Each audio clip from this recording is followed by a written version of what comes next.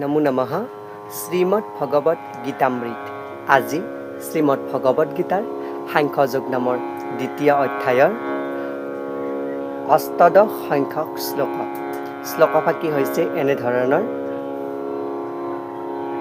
অন্তৱন্ত ইমে দেহা নিত্যস্যোক্তাহ শৰীৰিণঃ অনাসীন অপ্ৰমেয়স্য তস্মাৎ যুদ্ধস্য ভাৰত। অৰ্থাৎ এই শ্লোকফাকি অৱতাৰণা কৰিছে ভগৱান শ্ৰীকৃষ্ণই সখা অৰ্জুনৰ আগত।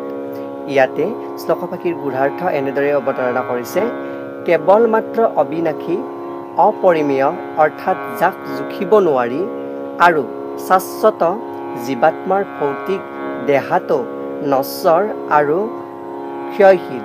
সেইকাৰণে হে ভাৰত তুমি যুদ্ধ কৰা। ইয়াতে ভাৰত নামেৰে অৰ্জুনক সম্বোধন কৰিছে, কিয়নো অৰ্জুন হৈছে এজন ভাৰতবংশীয় ৰাজকুমাৰ বা ৰাজপুত্ৰ পণ্ডুপুত্ৰ। ইয়াতে ভাষ্যৰ ব্যাখ্যাক্ৰমে উল্লেখ কৰিছে যে এই পাৰ্থিৱ দেহাটো হৈছে স্বভাৱতেই বিনাশীল। ই থিতাতেই বিনাশ পাব পাৰে, নাইবা 100 বছৰ পিছত বা 100 বছৰ সহস্ৰ বছৰ পিছত হ'লেও আমাৰ এই জীৱাত্মাটোৰ লগত যি সংযুক্ত হৈ থকা দেহটো, কায়িক দেহটো, ই এদিন হ'লেও বিনাশপ্ৰাপ্ত হ'ব।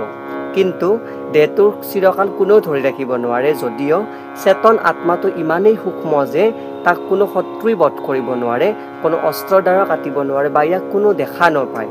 ইয়াৰ আগতে শ্লোকত পাই অহাৰ দৰে আত্মাটো ইমানেই সূক্ষ্ম যে জোখমাখ কৰিও তাক উলিয়াব নোৱাৰি, কাৰণ এই আত্মা অবিনাশী, নিত্য, শাশ্বত।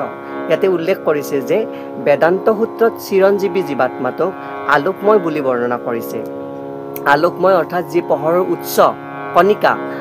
তাৰোপৰি কাৰণ এই পৰম অংশলৈকে বিস্তৃত। সূৰ্যৰ আলোকে যেনেকৈ সমগ্ৰ বিশ্ব ব্ৰহ্মাণ্ডৰ ভৰণ পোষণ কৰে, তেনেদৰে আত্মাৰ জ্যোতিৰ পৰাই এই পাৰ্থিৱ দেহটো ভৰণ পোষণ হয়। কিয়নো সমস্ত শৰীৰটো আমাৰ আত্মাৰ যি শক্তি, যি জ্যোতিৰ্পিণ্ড, সেই জ্যোতিৰ্পিণ্ডে সমগ্ৰ চকু, কাণ, নাক, জিভা, ছাল, হাত, মুখ সমস্ত অংগয়ে এই আত্মাৰ জ্যোতিৰ দ্বাৰাই পৰিভূত হয়। পাৰ্থিৱ দেহটোৰ পৰা জীৱাত্মাটো যেতিয়া ওলাই যায়, লগে লগে সেই দেহটো পচিবলৈ আৰম্ভ কৰে। মানে আমাৰ শৰীৰৰ পৰা যেতিয়া আত্মাটো ওলাই যায় বা জীৱাত্মাটো ওলাই যায় দেহৰ পৰা, তেতিয়া লগে লগে আমাৰ শৰীৰটো পঞ্চভূতত বিলীন হ'বলৈ আৰম্ভ হয়। যেনেদৰে অগ্নিৰ লগত বিলীন হৈ যায় বা পচিবলৈ আৰম্ভ হোৱা মানে ভূমিৰ লগত মিলিত হয় বা জলৰ লগত মিলিত হয়, বায়ুৰ লগত মিলিত হয়। ঠিক তেনেদৰে গতিকে এই কথা প্ৰমাণিত হ'ল যে জীৱাত্মাটোৱে দেহটোক ভৰণ পোষণ দিয়ে। মানে আমাৰ ভৰণ পোষণৰ দায়িত্ব লৈছে জীৱাত্মাটোৱে সমস্ত দেহটোক পৰিচৰ্যা কৰে। কেৱল দেহটোৰ কোনো মূল্য নাই। মানে আমাৰ সম্পূৰ্ণ যদি আমাৰ দেহত আত্মাটো নাথাকে বা জীৱাত্মা নাথাকে, তেনেহ'লে আমি নশ্বৰ, আমাৰ দেহটোৰ একোৱে মূল্য নাথাকে। আমি কথা ক'ব নোৱাৰিম বা আমি চলন ফুৰণ কৰিব নোৱাৰিম, আমি চিন্তা কৰিব নোৱাৰিম।